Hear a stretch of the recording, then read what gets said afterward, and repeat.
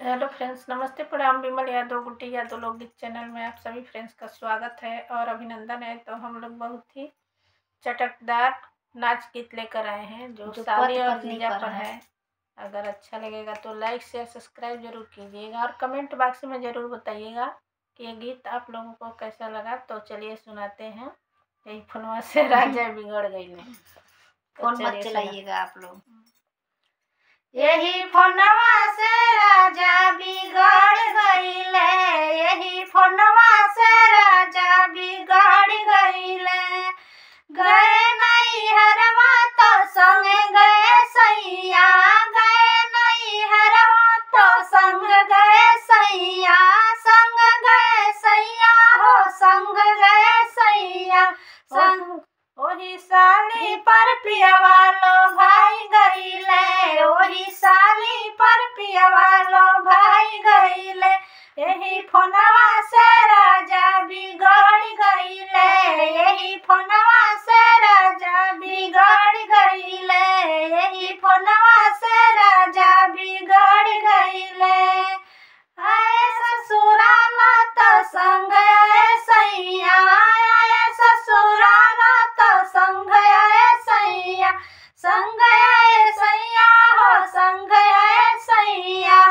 अपने बहिनी पर राजा लो भाई गईले, अपने बहिनी पर राजा लो भाई गईले। यही फोनवा से राजा बिगड़ गईले, यही फोनवा से राजा बिगड़ गईले, यही फोनवा से राजा बिगड़ गईले, यही फोनवा से राजा बिगड़ गईले। यही फोनवा से देवरू बिगड़ गईले, यही फोनवा से देवरू बिगड़ गईले। गए नैहरवा तो संग गए देवरू, गए नैहरवा तो संग गए देवरू, संग गए देवरू हो संग गए देवरू। वही साली पर देवरू लो भाई गईले, वही साली पर देवरू लो भाई गईले। यही फोनवा से देवरू बिगड़ गईले, यही फोनवा से देवरू बिगड़ गईले। आए ससुराला तो संग आए देवरू, आए ससुराला तो संग आए देवरू, संग आए देवरू हो संग आए देवरू, संग आए देवरू हो संग आए देवरू।